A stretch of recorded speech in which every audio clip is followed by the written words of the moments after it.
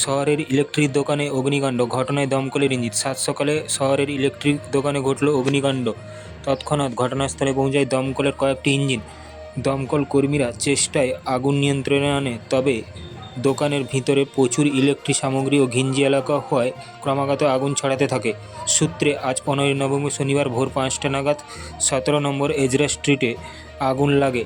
আগুন স্ট্রিটের এক ইলেকট্রিক দোকানের দ্বিতীয় তলায় হঠাৎ লেগে যায়। প্রথমে আশেপাশের বাসিন্দারাই আগুন নেভানোর চেষ্টা করে, এরপরে দমকলকে খবর দেন। প্রথমে 6টি ইঞ্জিন পৌঁছায়। যেহেতু প্রচুর দাহ্য পদার্থ মজুদ রয়েছে, সেটি সম্পূর্ণ আগুনের গ্রাসে চলে গিয়েছে। পাশাপাশি উল্টো দিকের আরও একটি বিল্ডিংয়ে আগুন ছড়িয়ে পড়ে। একের পর এক তলে আগুন জ্বলতে দেখা যায়। শেষ পর্যন্ত আরও 4টি ইঞ্জিন এসে পৌঁছায় আগুন নেভানোর জন্য। প্রায় 100টির কাছাকাছি দোকান ভস্মীভূত হয়েছে।